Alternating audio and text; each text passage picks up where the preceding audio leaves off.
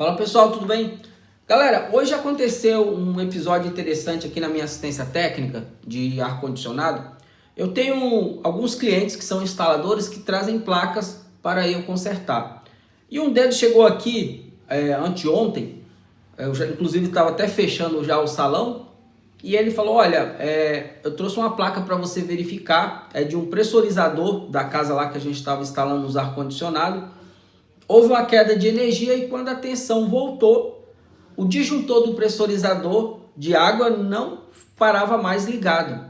Daí a gente verificou, não tinha nada errado com a bomba e a única coisa que restava seria defeito na placa de potência do equipamento. Quando ele me mostrou essa placa aqui, eu cheguei a pensar que não valeria a pena consertar. Olha o tamanho dessa placa. Eu imaginei que custasse, sei lá, uns 100 reais, 150 reais. Foi daí que ele me falou, olha, essa placa a gente já consultou. Ela custa 980 reais, acreditem. Essa placa de uma bomba pressurizada, na verdade tem uma bomba normal, um motor bomba, e acoplado a ela tem essa placa de potência e tem um sensor de pressão que fica na tubulação que atende toda a casa.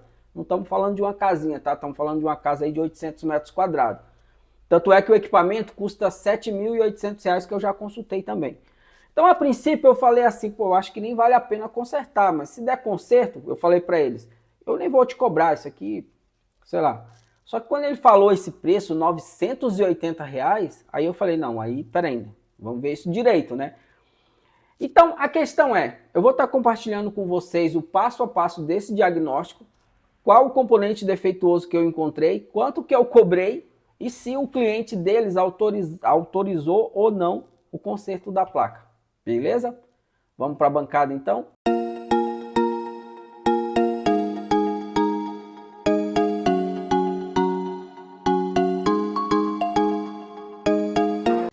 E como de praxe, né, eles não costumam facilitar o nosso trabalho, poderia ter trazido o rabicho do equipamento.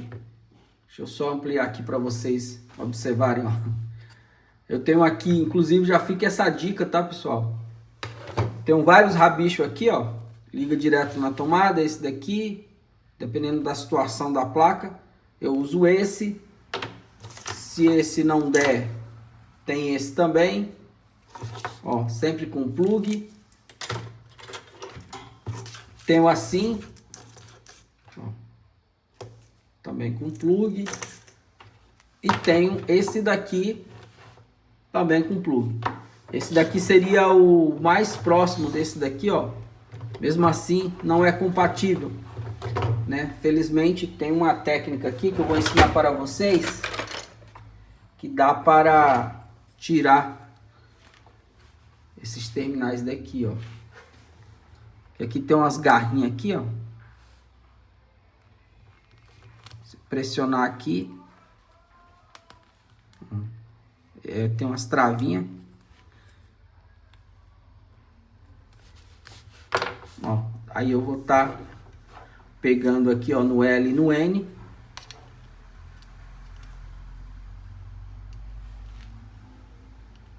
Ó, conectando aqui. É claro que isso tem que ser feito com muito cuidado, né, para não fechar curto, para não agravar o problema. Olha só, tem que ficar distante assim, tá? Qual que é o primeiro passo? Já fiz uma inspeção visual, não encontrei nada de errado, aparentemente não tem nada de errado. Não tem capacitor estufado ou sinais de chamuscado que houve curto, né? Então, o primeiro passo eu vou pegar e ligar ele na lâmpada em série, tá? Pra gente ver como que a lâmpada se comporta. Eu vou começar utilizando uma lâmpada de 45 watts, embora que eu tenho ali um conjunto de lâmpadas, né? Que eu tenho, são 3 lâmpadas com potências diferentes, mas eu gosto dessa daqui, ela é bem mais prática, mais compacta também. Então isso aqui vai ligado aqui e a lâmpada a gente liga na tensão, tá? Nesse caso 220.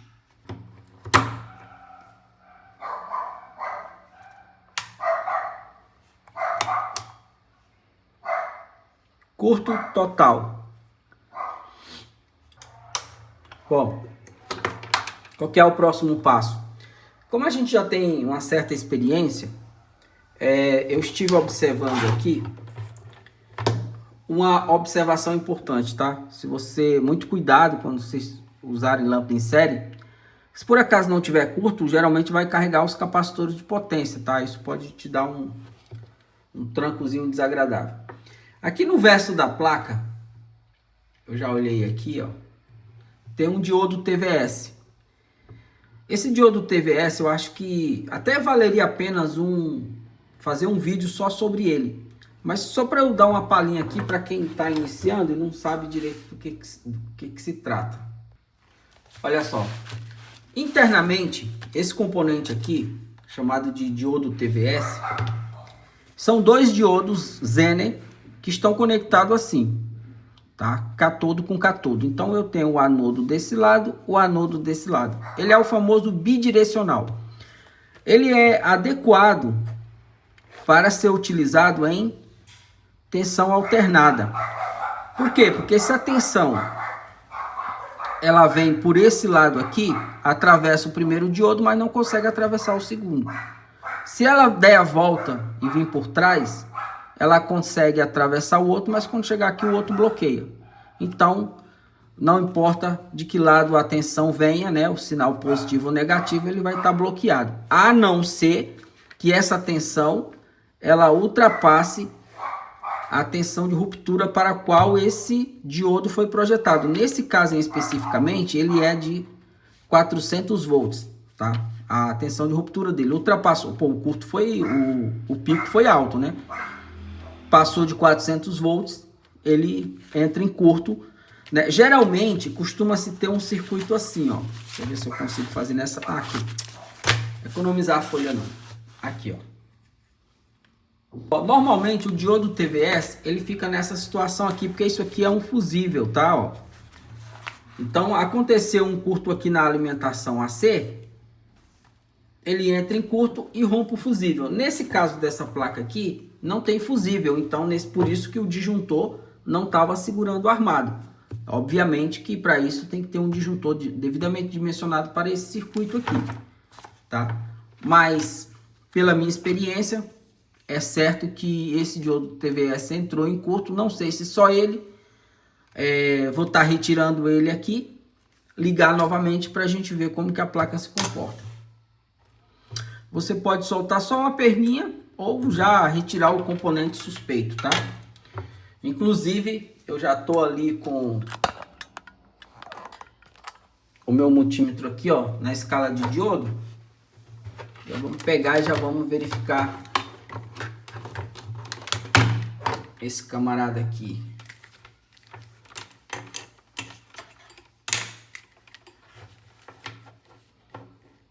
Obviamente, como eu tenho aqui dois anodos, se eu tivesse um terceiro... Há casos, tá, pessoal, que tem diodo, que ele tem 3 terminais. Ele vai ter o catodo, o anodo e o anodo, e aqui do meio tem um terceiro terminal. Então, nesse caso, eu consigo medir os 2 diodos internamente. Tá, mas como aqui eu só tenho 2 terminais, então eu tenho anodo e anodo, obviamente não era para mostrar aqui tensão de diodo, olha só. Totalmente em curto. Se foi só ele que deu problema,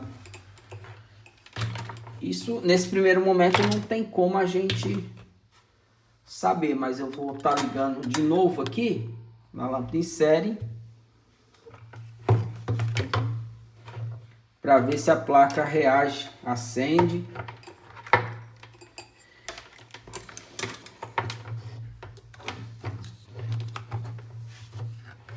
Tá ligado aqui. Ligado aqui. E olha só. Ah, mas Luciano, resolveu? É só isso? Eu não sei dizer se é só isso, porque, como eu já disse, nenhum rabicho o pessoal trouxeram. Tá? Mas ele inclusive tem um sensor aqui, né, para eu poder testar se rodaria um motor 220 aqui, eu teria que ter o sensor também, mas o sensor nem tem como trazer, porque vocês se vocês já viram, eu vou ver se eu pego a foto e coloco aqui como que é o sensor dele. É um sensor que ele fica na tubulação, ó. Já sentiu falta do sensor, muito provavelmente. Por isso que já está dando esse código de erro aqui. Muito provavelmente é porque não recebeu o feedback aqui do sensor. Sensor de pressão que fica na tubulação, medindo a pressão da água, né? Quando abre uma torneira, um chuveiro, que a pressão alivia, então ele liga o motor bomba para poder mandar uma pressão forte na tubulação da casa. O que eu vou fazer? Vou estar verificando qual que é esse diodo aqui, pesquisando o datasheet dele, já até anotei aqui, e ver quanto que custa. Bom, pessoal, já puxei o datasheet, é esse daqui, ó. 1.5 KE400CA. Esse 1.5 é a potência dele em watts, a capacidade dele, que é 1.500 watts.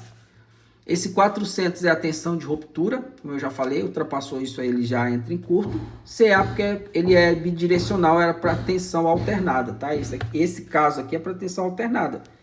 Tá? É usado o diodo TVS, só que ele é só um diodo que geralmente é para tensão contínua. Então, nesse caso, ele não fica entre positivo e negativo. Tá bom? E tem uma outra situação. Normalmente ele fica para o terra. Tá? Mas, como já consultei... o valor dele tá R$24 no Mercado Livre, né? E o nosso preço padrão, que geralmente os técnicos cobram, é 30% do valor da placa nova. É vantajoso para o cliente? É vantajoso, porque ele, ao invés dele gastar 70% a mais, ele está gastando só 30%. E com certeza não vai diminuir a vida útil da placa. Tá? Essa placa vai durar... mesma coisa que duraria caso isso não tivesse acontecido. Né? Aparentemente está tudo ok. Como eu não tenho como testar o funcionamento dela, que eu não tenho um sensor aqui para simular, vou estar pedindo um diodo, colocando aqui, pedindo para o rapaz levar lá, instalar. Funcionou, aí ele já me paga. Nesse caso, como já é um cliente antigo, né? um parceiro praticamente, nesse caso eu libero a placa para ele levar consertada. Não peço nenhum sinal. Quando é cliente a primeira vez, aí tem que deixar um sinal. Senão, ele leva lá, testa, tá tudo ok. Aí ele me faz o Pix. Beleza? Como vocês sabem, pessoal, eu tenho um curso onde eu ensino a reparar placas de ar-condicionado inverter.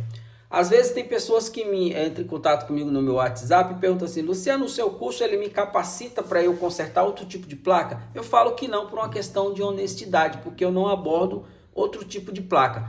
Mas só o curso de eletrônica básica que tem dentro desse curso te capacita para que você possa sim fazer conserto de outras placas de outro segmento.